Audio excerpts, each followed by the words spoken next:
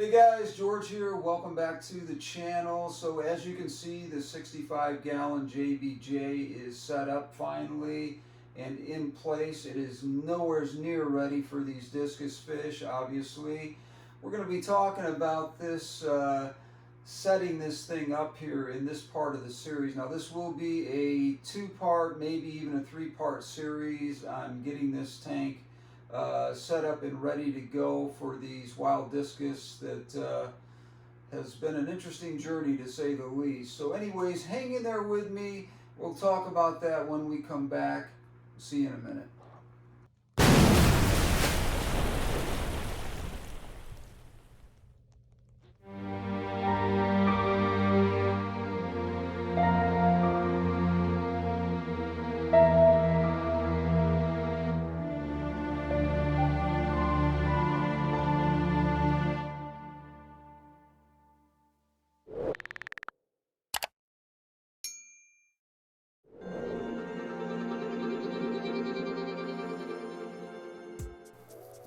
So as you can see, the JBJ 65-gallon all-in-one is fully filled with water and set up. The filtration's all taken care of. I do have a canister that's been running about a year on the back of this thing to get this thing started on the cycle.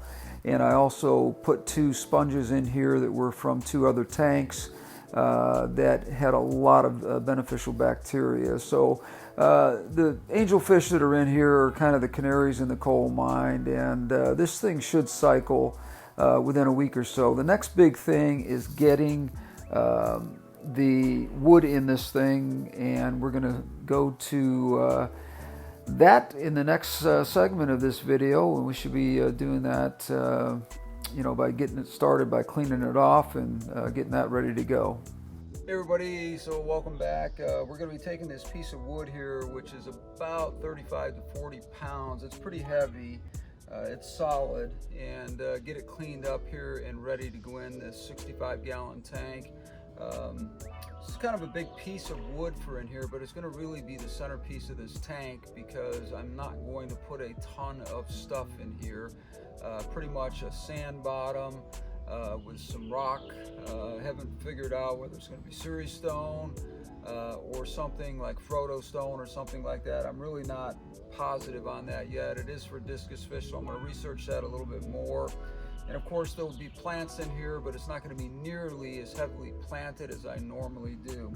So I'm going to get this thing ready to go into the tank by hosing it down and getting it cleaned off really good, and kind of see what the color of this thing is once it's wet, because as you know, everything kind of changes color as far as wood goes when it gets wet. So we'll see how that works out.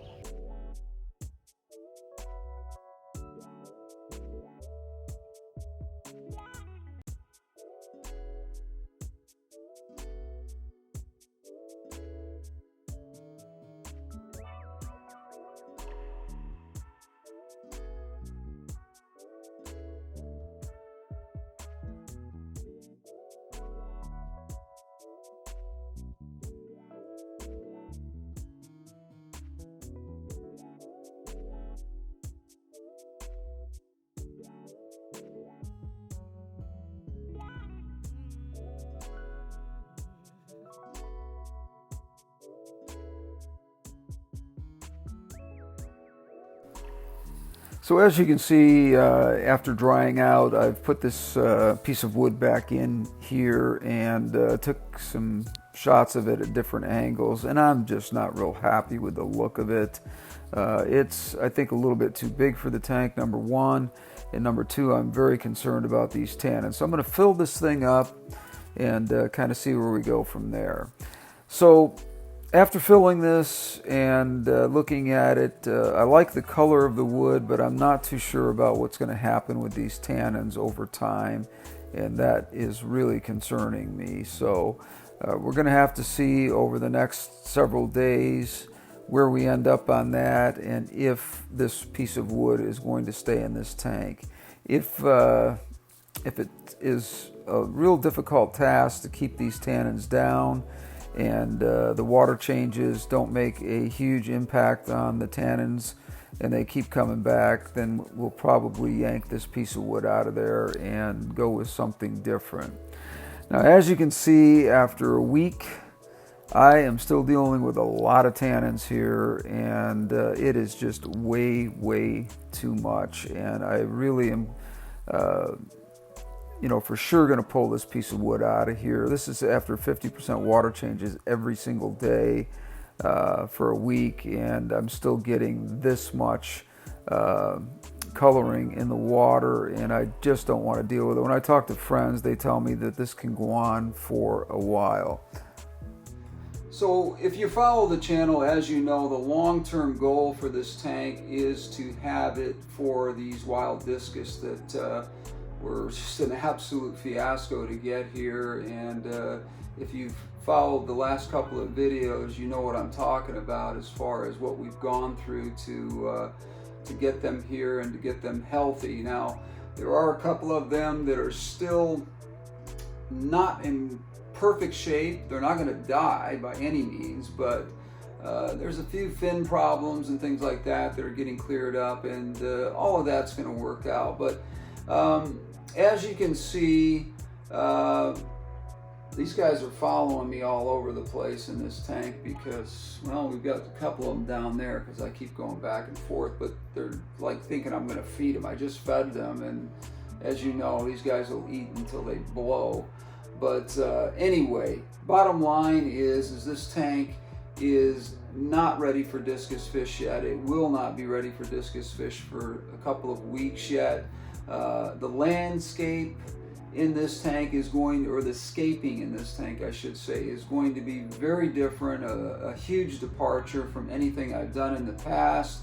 And as you can see, once I do this, you're going to be a little bit shocked, because anyone that follows this channel knows that I'm really into plants, and my tanks are lush, beautiful green, plant-loving tanks that I have always had a lot of fun putting together.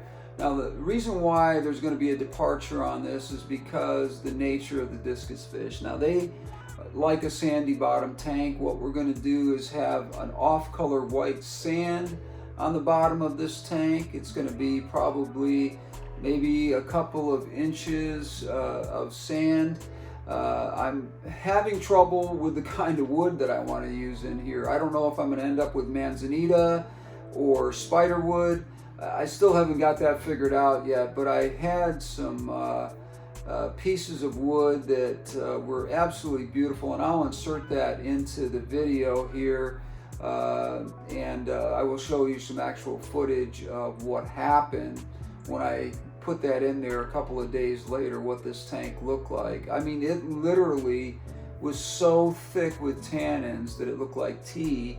And I consulted a friend of mine who's really a specialist at this, and he said, you know, George, if you're going to be using that tank anytime soon, that thing's going to leach out tannins for 5 to 6 months maybe. And if you're not having a problem with that, that's fine. But if you don't want that look, you need to do something else. So I did remove that wood from the tank here. Obviously, it's empty right now. But we are going to go on a field trip here in just a few minutes and look at a couple of pieces of wood that I scouted out a few days ago. And we're going to talk about whether or not this is the right look for this tank. I think it is. So when we come back, we're going to go on a field trip and go look at that wood and see if we can purchase that and get it back here and get it in the tank here. So we'll see you when we come back. So I am going to be picking up this 24 to 36 inch aquascape by Fluval. Fluval's a great company. I love these guys. They were going to send me one of these free. In fact, they have a 3.0 which also has the app for your phone, but and I have that on several of my other ones, but I'm going to grab this one, and then we're going to head over and we're going to try to find that piece of wood at a different location. And but I think this is going to work perfect for the top of that 65 gallon JBJ all in one. I think we're going to use this. So we are headed out to go and get this piece of wood. I'm hoping that they got exactly what I want. And man, something smells like formaldehyde in my car here. I hope it's not me. Anyway, we are headed out to go get that piece of wood. I don't know exactly what I'm going to end up with here. I just know that the tannins in that other wood were just not something that, I wanted to deal with. So I really had to switch it up here, and just for a second here. I really had to switch it up and get a piece of wood, that I think is better for the tank and really has that rule of thirds and golden ratio, which is important. It's really important. And anyway, we're going to see what we come up with here. I've got some pieces that I've already scouted out that I'm going to look at, and hopefully those pieces are going to, one of them out of the three that I was looking at is going to work. And when we get there, I will show you the different pieces that I've been thinking about, and we should be there in just a few minutes. He's got a beautiful discus tank in here too. This is a planted tank, which really is nice. He's got this thing set up really nice. It's been running for a while. So anyways, we're here to get wood, but I got distracted. So this piece here is a possibility. I've been looking at it, but I am not sure how that's going to fit in my tank, as far as maybe being a little much as far as how wiry it is. This piece over here is for sure too big.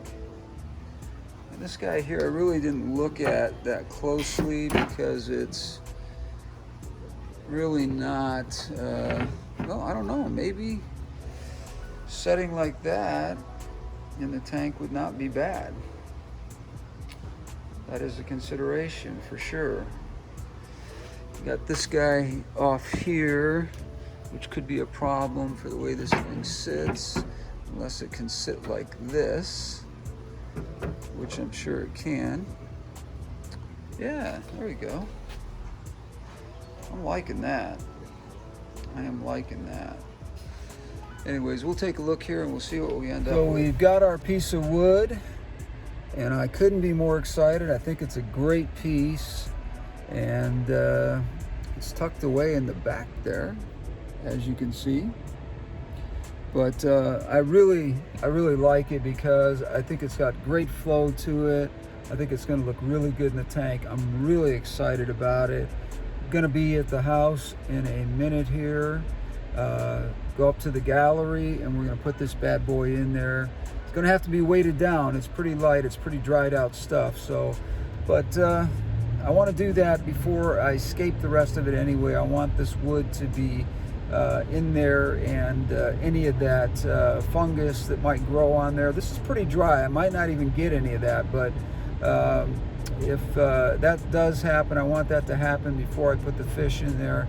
I'm in no hurry, so we're going to take it little by little here, and hopefully this piece of wood is going to be well seasoned, like I said, and not put out a lot of that, and we'll be able to move on this a little bit faster.